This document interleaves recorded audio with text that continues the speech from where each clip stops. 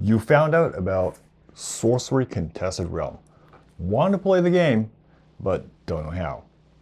This video will aid those who want to dive into the realm of this new, exciting game.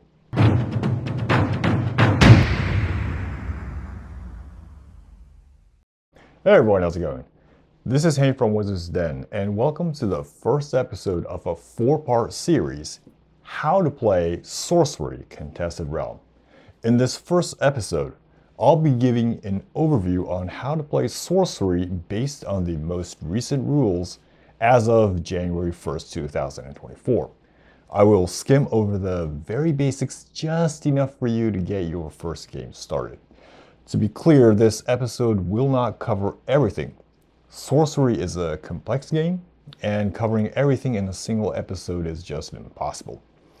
More details will be explained in the remaining 3 episodes of this series.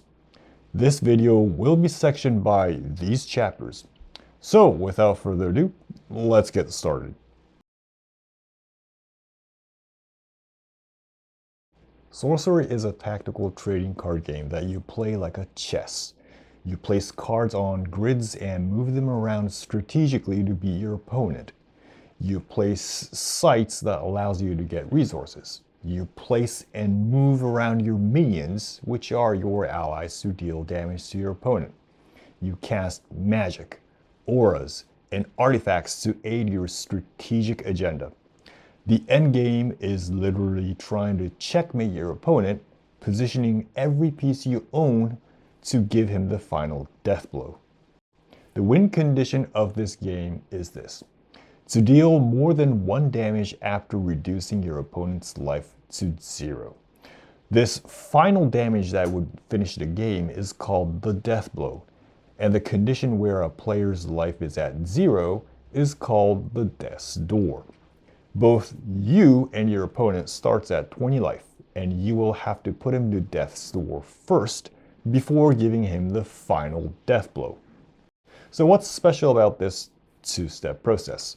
The final damage you apply as the death blow have to be direct damage, while the life reduction before the death's door can involve indirect methods such as life loss. There are specific conditions that have to be met for a legal death blow, and the specifics will be explained later. Just remember for now that your win condition will have to take this 2-step process. In Sorcery, the battle will take place in this realm that consists of a 4x5 square grid. You and your opponent's avatar is placed on the opposite ends of the realm. As explained before, the first step to victory is to put your opponents to death's door. But you are physically separated within this realm, and you have to reach your opponent to do anything. You need to create a pathway. To do this, you must place sites on the square grid. Sites are cards that you draw from your Atlas deck, which has this card back. Sites allows you to physically travel through the realm, becomes the casting grounds for minions and artifacts, and most importantly, it provides resources, both mana and elemental affinity to cast various spells. To place a site, you will have to invoke your avatar's ability. All avatars possess an activated ability that reads, tap, play or draw a site. Tapping refers to an action to turn the card sideways in the clockwise direction. As long as your avatar is in the untapped state, you will be able to use this ability once during your turn. On your very first turn, where you have no sites in the realm, you need to place a site under your avatar, which is in the middle of the bottom row. This is to establish your domain within the realm. After that, you will be able to place sites wherever you like, following one simple restriction. You must place a site adjacent to your own site. Adjacent refers to squares in the cardinal direction as shown in this image. After your first turn, these are the squares where you may place a site.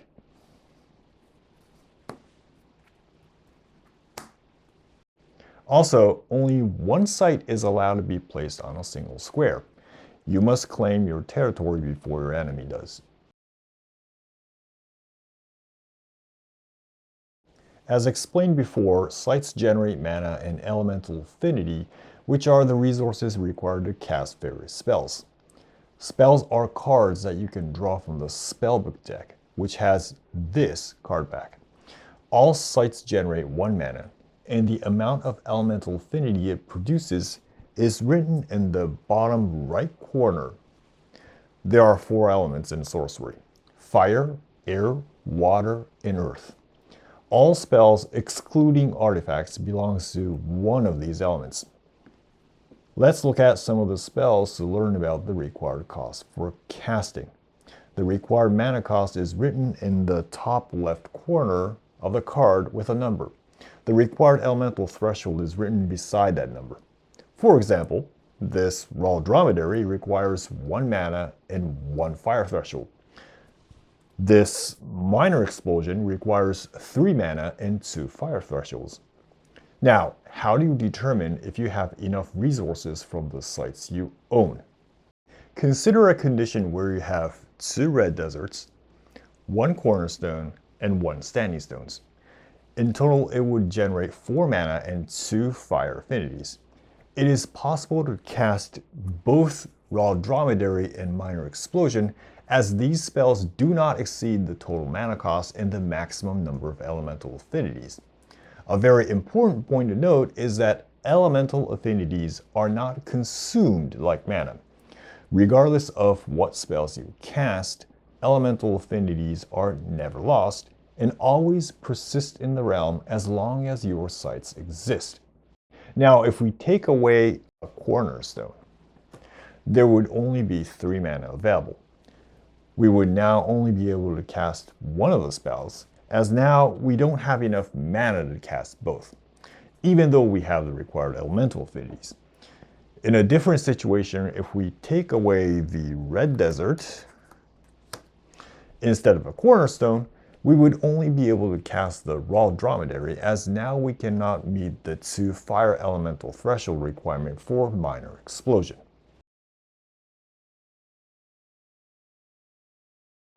Now that we understand the mana cost and the elemental threshold of the spell, let's learn about all the different types of spells in sorcery. There are 4 types: minions, artifacts, auras, and magic. Let's start from minions. Minions are your greatest allies that support you in various ways. If a card has a power rating on the top right corner, that is a minion. It may only be cast on the sites you own, normally on the surface. To be clear, you cannot cast it on opponent's site directly. There's no limit on the number of minions you can cast on the same site, but it's always not a great idea to concentrate your forces on one single spot. Minions are capable of doing many things such as attacking, but there is an important reminder that it will not be able to do anything that involves tapping on the turn it was summoned. This includes moving, attacking, or using activated abilities that require tapping as a cost. This is called summoning sickness. We will discuss in detail about move, attack, and defend abilities in later chapters of this video. Next, artifacts. Artifacts are cards with brown borders that has no elemental symbols. Artifacts can be cast on the surface of the sites you control, or it may be cast on the waiting hands of a minion you control, provided it's not a monument or an automaton. How would you know if it's a monument or an automaton? It would be written on the type line of the card. Let's see how casting artifacts work. This is a devil's egg. This is not a monument or an automaton. Therefore, you can cast this on your sites, or you may cast this devil's egg directly to my spectral stalker that is on an enemy's site. However, you cannot cast this Chains of Prometheus or Crave Goal into its hands, as former is a monument and latter is an automaton. These two have to be cast on one of your sites you control. Provided it's not a monument or an automaton, units can carry any number of artifacts. Let's move on to auras. Auras are cards that have the word aura in the type line. Auras are cast on the intersection of 4 squares, where at least one of them have to include a site. In other words, you cannot cast an aura in a complete void, like here. Note that this site does not have to be controlled by yourself. Therefore, it makes auras a powerful method to intrude your enemy's territory. Finally, magics. Magics are cards that have the word magic in the type line. Magics are the only kind of spells that do not interplay like other spells. It resolves its effect and then goes to the owner's cemetery. One thing you must keep in mind is that all spells are cast through units that have the spellcaster ability. Your avatar by default is a spellcaster. Some minions have the ability spellcaster too, like this apprentice wizard. This is an important notion as some spells have a range or directional restriction, and in such case, the position of the source becomes relevant. For example, this minor explosion reads, deal 3 damage to each unit at target location up to 2 steps away. 2 steps from where? From the spellcaster. Now that we understand how to put all types of cards into play, let's learn how the game starts and progress. First, we set up the realm as shown here. Both players place their avatars in the middle of the bottom row and place their spellbook and atlas decks on the sides after shuffling. Your spellbook deck should consist minimum of 40 cards, and atlas deck should have a minimum of 20.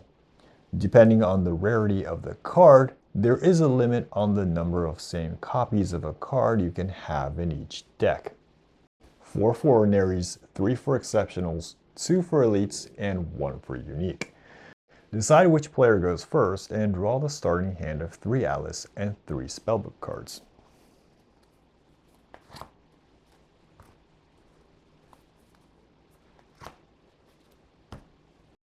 If you are not satisfied with the hand, you can take a mulligan. To take a mulligan, return any number of cards in your hand to the bottom of the respective decks and draw the same amount of cards again.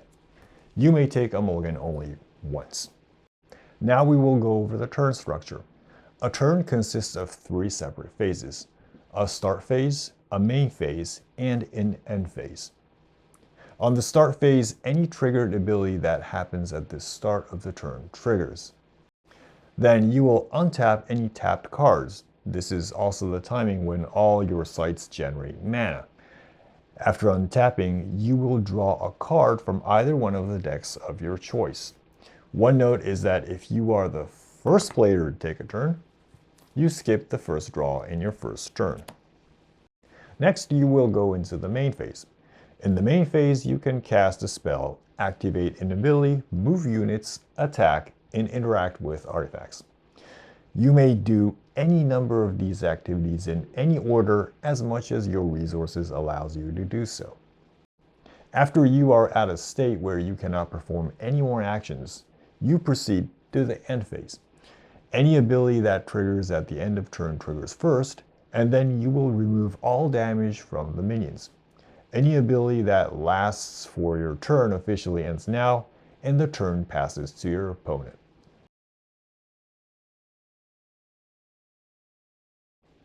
Let's briefly overview the actions that you can do during the turn. Cast spells, we already went through that. To activate an ability, you simply pay the activation cost and resolve the effect. For example, all avatars has an activated ability that says tap, play, or draw a site. In this example, tapping is the cost and playing or drawing a site is the effect. Artifact interaction involves dropping or picking up an artifact. Once per turn, a unit at rest can pick up or drop a relic. at its location. However, a unit that has engaged in combat cannot drop any artifacts. I will explain move, attack, and defend later as it deserves its own chapter. One thing I would like to point out is that though there are some exceptions, all of these actions can only be done during your main phase.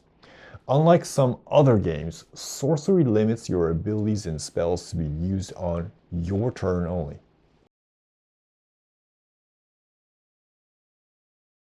Now we will explore the most important actions in the game of sorcery: move, attack, and defend. Moving is an action to relocate your unit from a location to another location. Units can move to adjacent locations. If it has airborne, it can move to nearby locations. Moving will require the unit to tap as a cost. You may combine an attack with the movement if you choose to do so. Attacking is an action to deal damage to enemy units, or to inflict life loss to your enemy avatar by attacking the surface of the site. Attacking requires your attacking unit to be at the target's location. You must tap your unit when declaring an attack. Your opponent can let the attack go through as is, or may decide to defend it. Other untapped units on the same location or at an adjacent location can defend the attack target. Defending will require the unit to tap. Note that when units from adjacent locations defend, it must move to the location where the attacker is located. When defending, the declared defender will deal and take all the damage in combat instead of the original target. Also, multiple defenders can join the combat. In this case, all defenders will deal and take damage. Once all defenders are declared, both attacker and defender exchange combat damage at once. The damage that a unit can deal is written on the top right corner of the card. This value also indicates the maximum damage it can take until it dies. If multiple blockers are present, the attacker divides the damage amongst the blockers.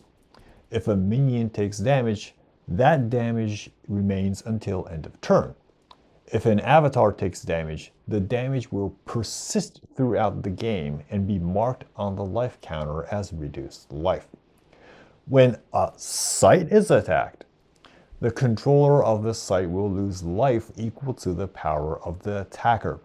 Note that this life loss is not considered as direct damage. This means that you cannot attack sites as the final death blow, as that requires to be direct damage. So you take turns, deal damage, and you reach a point where your opponent's life becomes 0. Your opponent is now at the death's door. Now you need to give the final death blow to finish the game, but you won't be able to do that this turn. On the turn your opponent is placed at the death's door, it will receive immunity to further damage by any means until the end of turn.